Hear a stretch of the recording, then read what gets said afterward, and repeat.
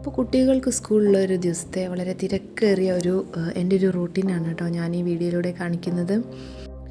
അപ്പോൾ രാവിലെ ഒരു 5:30 എണീറ്റ് ബ്രേക്ക്ഫാസ്റ്റും കുട്ടികൾക്ക് കൊണ്ടുപോകാനുള്ള ലഞ്ചും സ്നാക്സും എല്ലാം നമുക്ക് റെഡിയാക്കേണ്ടതുണ്ട്. അപ്പോൾ ഈ ഒരു സമയത്ത് നമ്മളെ കിച്ചൺ ഇങ്ങനെ ആയിരിക്കും കേട്ടോ, സാധനങ്ങൾ കൊണ്ടെല്ലാം നിറഞ്ഞിരിക്കും, ഒരു സ്പേസ് പോലും ഉണ്ടായിരിക്കില്ല.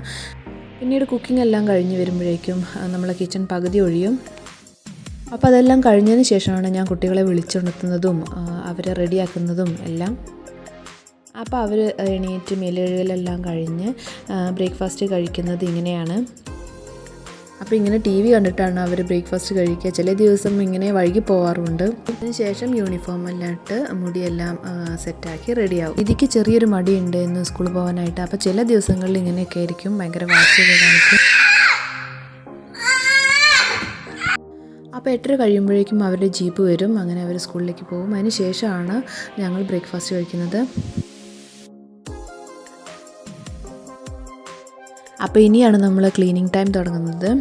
ഒരുപാട് പാത്രങ്ങൾ കഴുകാനുണ്ട്, കിച്ചണും ക്ലീൻ ആക്കേണ്ടതുണ്ട്. അപ്പോൾ ഞാൻ എന്താ ആദ്യം ചെയ്യാറെന്ന് വെച്ചിട്ടുണ്ടെങ്കിൽ നമ്മളെ കൗണ്ടർ ടോപ്പിലെ ഗ്യാസ് സ്റ്റോപ്പിൻ്റെ മുകളിലുള്ള പൊടികളെല്ലാം ജസ്റ്റ് ഒന്ന് തട്ടിക്കളയും. അതിനുശേഷം നമ്മൾ സോപ്പ് ഉപയോഗിച്ചിട്ട് കൗണ്ടർ ടോപ്പും ഗ്യാസ് സ്റ്റോപ്പിൻ്റെ മുകളിലൊന്ന് നന്നായിട്ടൊന്ന് സ്പോഞ്ചോ അല്ലെങ്കിൽ എന്തെങ്കിലും ഒരു ക്ലോത്ത് ഉപയോഗിച്ചിട്ടോ ഒന്ന് സോപ്പിട്ട് വയ്ക്കും. ഇങ്ങനെ ഞാനൊരു 2 ദിവസം എല്ലാം കൂടുമ്പോൾ ചെയ്യാറുണ്ട്. അല്ലെങ്കിൽ നമുക്ക് ഇങ്ങനെ പെട്ടെന്ന് മനസ്സിലാവും നമ്മളെ കൗണ്ടർ ടോപ്പിൻ്റെ മുകളിലെല്ലാം ഓയിലി ആയിട്ടോ അല്ലെങ്കിൽ പൊടിയായിട്ടോ അങ്ങനെ തെറിച്ച് കിടക്കും. അപ്പോൾ ഇങ്ങനെ 2 ദിവസമെങ്കിലും കൂടുമ്പോൾ ചെയ്തിട്ടുണ്ടെങ്കിൽ നല്ല ക്ലീനായിട്ട് ഷൈനി ആയിട്ടിരിക്കും നമ്മളെ കിച്ചണെല്ലാം. നമ്മൾ സോപ്പിട്ട് കഴിഞ്ഞ ശേഷം ഒരു നനഞ്ഞ തുണി ഉപയോഗിച്ചിട്ട് ഒന്ന് തുടച്ചെടുത്താൽ മതി. അത് 1-2 പ്രാവശ്യമെങ്കിലും തുടച്ചെടുക്കും. നമ്മളെല്ലാ കുക്കിങ്ങും കഴിഞ്ഞതിന് ശേഷമാണ് കേട്ടോ ഇങ്ങനെ സോപ്പിട്ടെല്ലാം തുടച്ച് ക്ലീനാക്കി വയ്ക്കാറ്. അതിന് ശേഷം ഞാൻ നമ്മളെ സിങ്ക് എല്ലാം ഒന്ന് ബ്രഷ് ഇട്ടിട്ട് അരച്ച് കഴുകി വയ്ക്കും.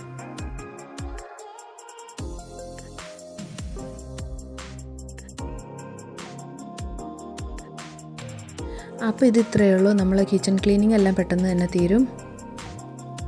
അപ്പോൾ ഇത്രയും കഴിഞ്ഞിട്ടുണ്ടെങ്കിൽ നമുക്ക് പാത്രം കഴുകാൻ ഒരുപാടുണ്ടായിരിക്കും.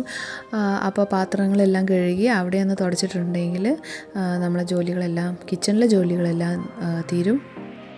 എന്നിട്ട് അകങ്ങളെല്ലാം ഒന്ന് അടിച്ചു വാരിയിടും. അപ്പോൾ ഇങ്ങനെയാണ് സ്കൂളിലെ എല്ലാ ദിവസവും എൻ്റെ ഒരു റൂട്ടീൻ എന്ന് പറഞ്ഞിട്ടുണ്ടെങ്കിൽ. അതിനുശേഷം കുറച്ച് നേരം ഞാൻ റെസ്റ്റ് എടുക്കും. ഇനിയിപ്പോൾ ഒരു ഈവനിങ് സ്നാക്സ് പോലെ കുട്ടികൾ വരുമ്പോഴേക്കും ഉണ്ടാക്കിയതാണ് വെജിറ്റബിൾ പിസ്സ. ഇതൊന്നുമില്ല, വളരെ സിമ്പിളാണ്. നമ്മൾ ജസ്റ്റ് പിസ്സ ബേസ് ഉണ്ടാക്കി അതിൽ സോസ് സ്പ്രെഡ് ചെയ്തിട്ട് വലിയുള്ളിയും ക്യാപ്സിക്കവും അതുപോലെ ചീസും ഗ്രേറ്റ് ചെയ്തിട്ടിട്ട് നമ്മൾ ഓവനിൽ വയ്ക്കുക. അപ്പോൾ അതിൻ്റെ പണിയെല്ലാം കഴിഞ്ഞപ്പോഴേക്കും ഇതാ കുട്ടികൾ വന്നിട്ടുണ്ട്.